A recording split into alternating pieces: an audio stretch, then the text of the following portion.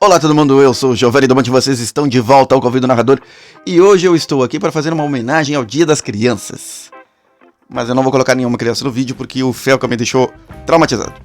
E em vez disso, eu vou falar sobre uma brincadeira que eu faço com alguma frequência relacionada a RPG. A brincadeira é um pouco ou meio aleatória. Algo completamente inesperado e algo completamente não solicitado por quem assistiu no vídeo. Mas eu acho que vocês vão gostar e por isso eu já peço o curtirzinho aqui, ó. Tá vendo ali embaixo? Tem um curtir aqui, ó. Aqui. Em algum lugar aí tem um curtir, você vai apertar. Depois você vai comentar se você já fez esse tipo de brincadeira com os seus RPGs. E bora lá então, vamos falar do negócio. Eu faço, um dos meus passatempos é fazer miniaturas de biscuit. Aqui eu tenho umazinha. Eu não sou bom, tá? Infelizmente eu não sou muito bom. Eu tenho instrumentos que são completamente amadores, não são os instrumentos profissionais. Algum dia eu pretendo comprar os instrumentos corretos para fazer as miniaturas, mas por enquanto essas aqui são as que eu tenho. É as que dá para fazer. Essas aqui são algumas das melhores até. Não são das piores. Mas é aquela coisa, né? Ninguém começa bom. Ó. E esses três personagens, esse aqui inclusive tem uma cara horrorosa. Esses três personagens são o Barbosar, o Damaceus e o Sobó. O que eu fiz com esses três personagens? Eu fiz algo que eu já tinha feito algumas vezes em outros momentos, mesmo quando eu não sabia do RPG solo, do RPG cooperativo, nem de RPGs indies eu tinha conhecimento. Mas eu gostava muito de RPG e sempre fazia o seguinte: eu pegava um conceito ou uma ideia original de personagem e passava essa ideia com a história desenvolvida ou não. Às vezes simplesmente uma linha de história já é suficiente. E eu fazia esses personagens existirem em mais de um universo de RPG. E eu fiz isso de novo agora com esses três personagens. Eu comecei, para ter uma ideia de que conceito eu queria evocar, obviamente eu fiquei olhando para as miniaturas, né? Aqui eu sei que tem um cara grandão, ele é maior do que a média das miniaturinhas de biscuit que eu faço. Ele tem um machado de 2 mãos que com certeza não caberia na mão de qualquer um. E esse tipo de armadura que protege todo o corpo e toda preta assim. Enfim, eu pensei em alguma coisa evocativa nisso aí. Não consegui, infelizmente, passar tudo isso para os RPGs, porque alguns RPGs não possuem regras detalhadas para alguns aspectos dos personagens e poderia acabar não conseguindo, enfim, passar todas as ideias. Mas eu passei o geral, passei o básico. DD vai ficar para uma outra oportunidade para eu falar para vocês como eles vão ficar no DD. DD não tá na lista de hoje. Se você esperava pelo DD, volta pro episódio seguinte. Mas hoje eu vou falar para vocês como eles vão ficar em Intrépidos, Dungeon World e Altares. Por que eu comecei com o Intrépido? Pô, o Intrépidos não foi feito pra lidar com isso, talvez. Alguém vai pensar, né? Intrépidos é pra outro tipo de história, enfim. Mas eu acho que não. Eu já joguei fantasia medieval com Intrépidos e me diverti muito. Então vamos lá. Eu vou mostrar pra vocês o Intrépidos. Por que eu começo por ele? Porque ele é conceitual. Ele é narrativo ao extremo e ele não tem quase nenhuma mecânica ligada à construção de personagem. Ele vai me dar os conceitos que eu preciso para esses personagens. E desses conceitos eu vou passar para os outros RPGs. O Barbosar, decorem, este cara é o Barbosar. Ele é um bárbaro. Para fazê-lo um bárbaro, eu dei a ele os domínios da violência e da natureza. E eu consegui então a descrição do estereótipo dele assim: ele é um obstinado bárbaro que foi criado entre lobos. Esse aspecto do criado entre lobos, por enquanto eu deixei ele de lado nos outros RPGs para onde eu mandei a adaptação, tá? Mas talvez em algum momento eu vá utilizar isso se eu evoluir os personagens para níveis mais altos, enfim. Talvez no D&D 4ª edição eu consiga evocar isso colocando ele... Sabe as evocações de fúria? Eu posso talvez pegar alguma coisa de fúria relacionada a lobos, que seria interessante. Ou algum talento de totem, sei lá, alguma coisa assim. Mas isso é pensamento para o próximo episódio. No momento, Barbozar, quando adaptado para o Dungeon World, eu precisei dar uma mexida nele. Mas bem pouca. Eu mexi um pouquinho com o equipamento dele, porque o Dungeon World não tem regras para saber quanto de equipamento você vai angariar se você começar com um personagem de nível alto. Porque, aliás, deixa eu explicar. No Intrépidos, os personagens não precisam evoluir, né? Você poderia adotar uma regra opcional para fazer evolução, mas ele pressupõe que os seus personagens são altamente competentes e já incrivelmente capazes. E eu considerei que isso seria um nível 4 no Dungeon World. Tá? Só que o Dungeon World não te explica quanto você já vai ter angariado de tesouros, por exemplo, com a sua evolução. Mas eu presumi que ao longo de algumas aventuras ele poderia ter pilhado alguns tesouros, ou não tesouros mágicos, mas ele poderia ter trocado de equipamento, né? Ele poderia ter usado moedas para poder trocar de equipamento. E foi só no equipamento dele que eu mexi com relação às regras, a mecânica do Dungeon World. Barbozar o Gigantesco, adotei esse título para ele, né? Ele ficou... Eu dei para ele o alinhamento neutro, que eu achei que foi o que mais combinou com a questão do objetivo que o alinhamento neutro do Bárbaro teria para cumprir. Ele ficou com 25 pontos de vida, Força 18, porque ele já tá no 4º nível, tá? Constituição 16, Destreza 9, Inteligência 8, Sabedoria 13, Carisma 12. Lembrem que os modificadores no Dungeon World não são os mesmos de DD. São os mesmos lá do DD da Grow, mas não do DD 4ª edição e da DD 5ª edição. Os movimentos iniciais dele, eu fiquei com o movimento forasteiro, porque eu não poderia representar ele sendo um Golias, que era o que eu queria. Eu não imaginei que seria fácil colocar um Golias e criar os tais movimentos de herança, né? Que estão nas regras opcionais do Dungeon World, que vieram no encartezinho dele. Então eu mantive ele sendo forasteiro. Dei pra ele aquela escolha que tem que ser feita no primeiro nível. Eu fiz a escolha de ele ter armaduras de placas e portando aço, tá? Então assim ele não leva em conta o peso das armaduras.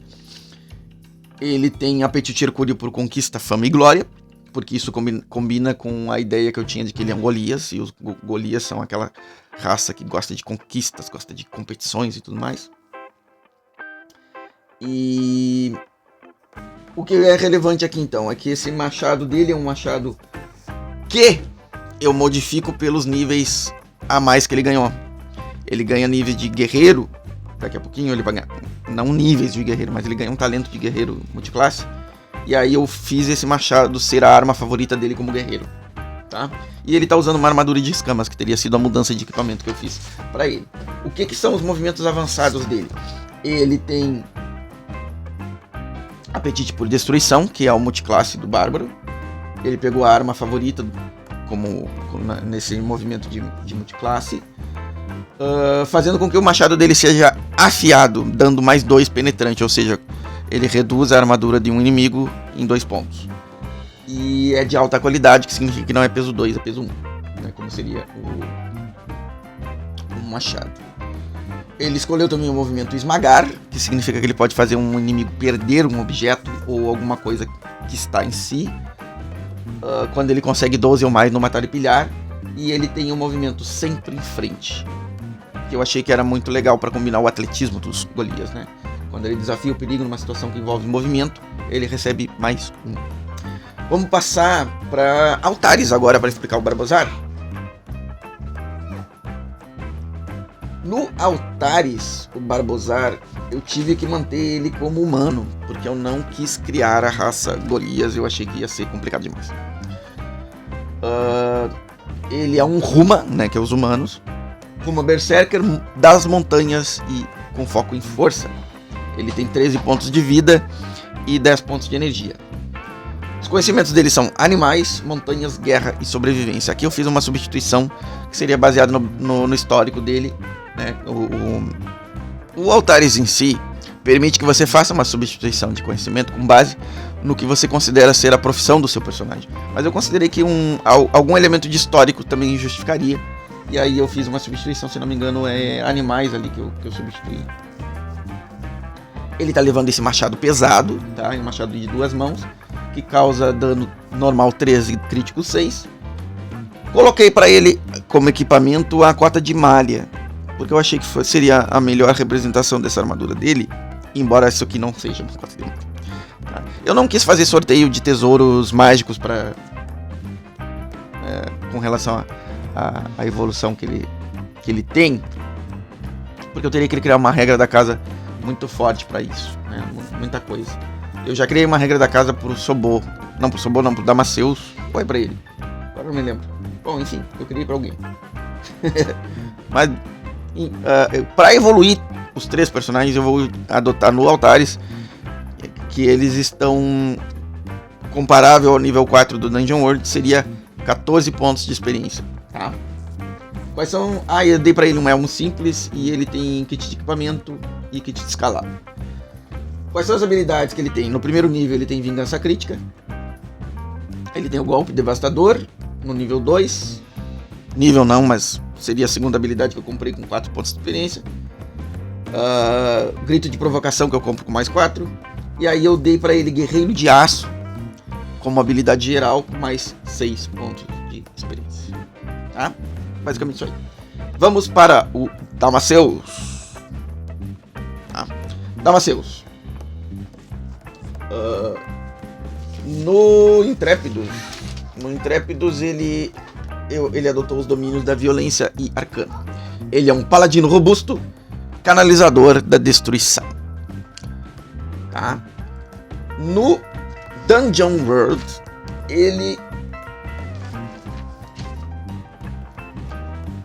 tem 23 pontos de vida, força 16, constituição 13, destreza 9, inteligência 9, sabedoria 13, carisma 16.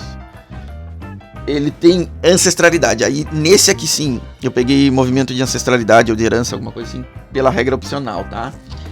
Como não existe Tiefling no manual do Dungeon World, eu combinei 2 criaturas dos abismos lá, da parte de abismo lá, que era o inevitável e o corruptor, e peguei 2 movimentos para ele, que são encerrar um feitiço ou efeito e fazer uma demonstração de poder. Então, para fazer movimento de ancestralidade, eu rolo com sabedoria no início de uma aventura, e eu crio domínio. Aí ao longo da aventura ou da sessão de jogo, não me lembro se é aventura ou sessão de jogo, eu posso gastar esse domínio para usar os movimentos de ancestralidade, tá? Ele tem imposição das mãos, que é dos paladinos, fortificado, eu sou a lei. A busca que eu escolhi para ele é o seguinte: ele defende o povo humilde dos males que eles afligem. E as dádivas que ele recebe são sentidos que atravessam a mentira e uma voz que transcende qualquer linguagem. Ele tem voto de piedade. E detalhe, como o voto seria dado pelo mestre, em vez de perguntar a alguém que fizesse isso por mim, como eu pretendo usar em jogo solo talvez algum dia esses personagens, eu fiz um sorteio de qual voto que viria com isso, tá? O alinhamento dele é bom. Além das rações de masmorra, ele tem uma armadura de escamas, que é o que recebe a classe. O objeto de fé, eu não cheguei a pensar o que seria o objeto de fé que ele carrega. Ele está usando uma espada longa, um escudo. E os movimentos avançados dele: ele tem Exterminatus, que é quase como se fosse o juramento de um paladino, né? Eu acho que o juramento do... Não me lembro agora se o juramento é da 5ª edição ou da 4ª edição, porque faz muito tempo que eu não mexo com D&D. Mas é quase como se fosse. Ele é um defensor convicto, ou seja, ele recebe mais 1 em domínio quando ele tenta defender. E ele é hospitalário, que significa que ele pode curar seus amigos, aliados. No Dungeon World, né? No Altares, vamos ver como é que ficou o Damaceus no Altares. No Altares, ele vira um diabrante. E aí ele é um cavaleiro, não tem paladino no Altares.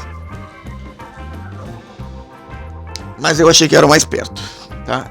A origem dele é campestre e o foco dele eu coloquei em comunicação para representar o carisma dos paladinos. Conhecimento de guerra, nobreza, animais, forja e magia. Magia já vem com o gasto dos XP que eu falei para vocês. Gasto 14 XP para representar que eles estão mais ou menos no 4º nível do Dungeon World. Ele teria um cavalo. Era uma coisa que eu não havia pensado em relação ao Dungeon World, mas no Altares ele pode ter um cavalo. Aí ele usa uma espada longa e um escudo grande. Deveria estar com uma capa. Ali na miniatura ele não tá, talvez eu faça. E aí ele tem Guerreiro de Aço como a primeira habilidade de classe. Toque de cura eu comprei com 6 XP como habilidade geral. E dei pra ele uma arma prometida. A arma prometida é uma coisa complicada de lidar, mas vai ser o que eu vou ter que usar como mais ou menos equivalente a um juramento, tá? E ele tem a resistência infernal, que é a habilidade de espécie do Diabrante. Vamos agora para o terceiro e último dos personagens, que é o Sobo.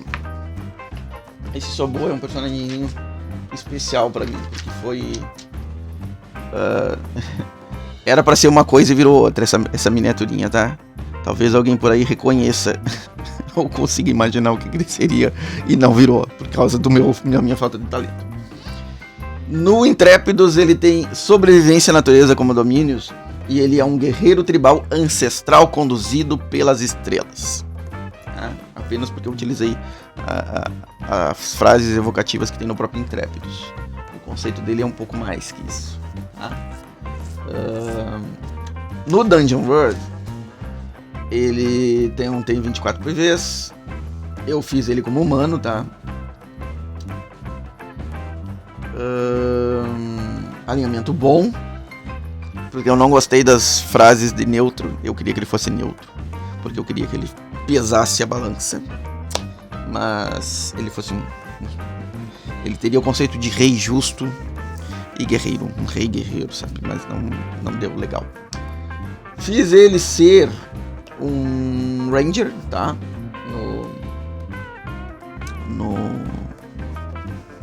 No Dungeon World.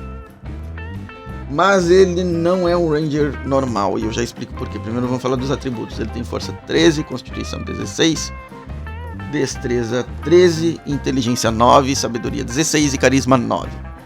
E aí vem os movimentos iniciais e eu vou falar, então, ele é normal, o normal dele de ranger, ele tem caçar e rastrear e tem o tiro ao alvo. Tá? Então lá na classe ranger do Dungeon World. Só que eu não queria que ele tivesse companheiro animal e comandar. Pra comandar o companheiro animal. Eu não quero um companheiro animal pra ele. Não achei que combina com a minha ideia de personagem. Então o que eu fiz? Eu puxei dois movimentos que seriam movimentos avançados e substituí companheiro animal e comandar. Regra da casa. Simples assim. Eu precisei fazer house rule. Porque eu precisava delas, tá? Então eu puxei presa conhecida, que me permite falar difícil sobre monstros com sabedoria. E golpe da víbora, que me permite usar as 2 machadinhas dele, que por sinal se chamam... Eu não sei se eu devo usar o nome que elas têm na mitologia. Porque ele é baseado num ser mítico, né? Numa entidade religiosa. Mas eu não sei se eu devo usar. Enfim, ele tem 2 machadinhas, tá?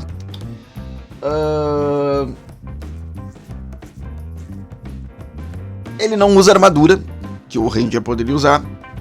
Ranger, tá? E ele não tem flechas, arco, nada que o Ranger poderia ter.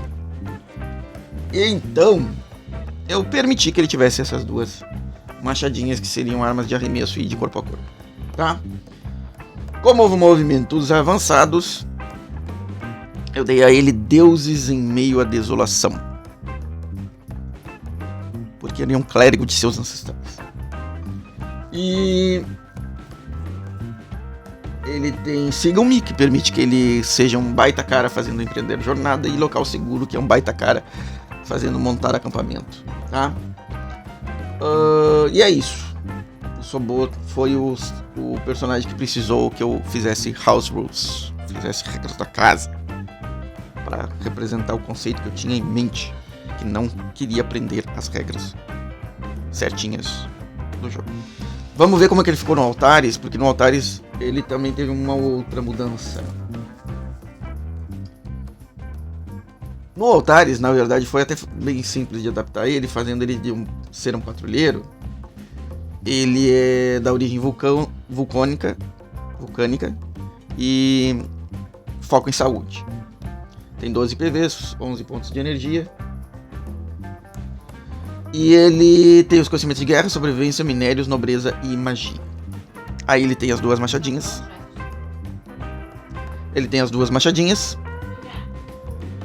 E essas duas machadinhas permitem arremesso. Essas duas machadinhas não existem no Altares e eu tive que criar regras da casa para elas existirem. Foi só o que eu fiz para ele de regra da casa, tá? E dei para eles ervas medicinais dos patrulheiros e o resto eu ignorei dos equipamentos que ele receberia, tá? Das habilidades, eu dei para ele o par de armas para que ele possa usar as duas machadinhas. Ele tem toque de cura, que vem porque ele tem o conhecimento de magia, que eu já comprei com XP, tá? E ele tem caçador de inimigo, e eu não defini que inimigo seria isso ainda. Tô pesquisando ainda o que seria um inimigo adequado para esse cidadão. E é isso, gente. Eu quero que vocês comentem neste vídeo se vocês já brincaram de criar um mesmo personagem em mais de um sistema ou adaptar uma versão para outra aí. Eu já tinha feito isso no passado com algum outro personagem, se não me engano o Philly Barbaferro foi o que eu mais usei na minha vida, porque eu joguei ele com DD clássico, né, aquele da Grow. Eu joguei ele no DD 4ª edição, joguei 5ª edição. 5ª edição foi estupendo, foi muito massa de jogar com ele.